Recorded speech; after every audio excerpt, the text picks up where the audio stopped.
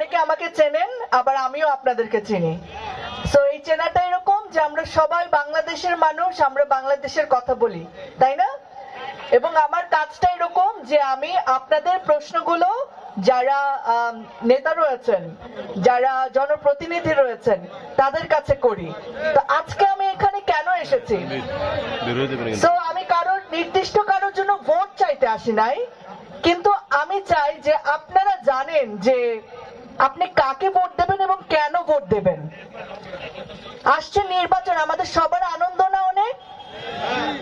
অনেকদিন পরে আমরা ভোট দিব, এবং এই ভোট আপনি যে বাংলাদেশের মালিক, বাংলাদেশের জনগণ, এই বাংলাদেশ যতটা আজিজুল বাড়ি হেলাল ভাইয়ের, ঠিক ততটা আপনারও।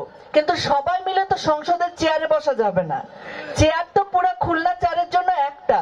তাহলে আমরা সবার পক্ষ থেকে কাকে পাঠাবো? এটা অনেক বড় একটা দায়িত্ব না? তাহলে সেই দায়িত্বটা আপনি কাকে দেবেন সেটার জন্য আপনার প্রশ্ন করার অধিকার আছে। যে তুমি যদি আমার হয়ে ওই চেয়ারে বসো, তাহলে তুমি আমার জন্য কি করবা? আমার কথা কি তুমি শুনবা? আমার দুঃখের সময় কি পাশে দাঁড়াবা? আমার সুখে কি তুমি আনন্দিত হবা? দুঃখে কি দুঃখী হবা?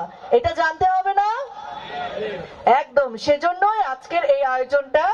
আমি ঢাকা থেকে এসেছি, আমার নাম দীপ্তি চৌধুরী, আমি গণমাধ্যমে কাজ করি।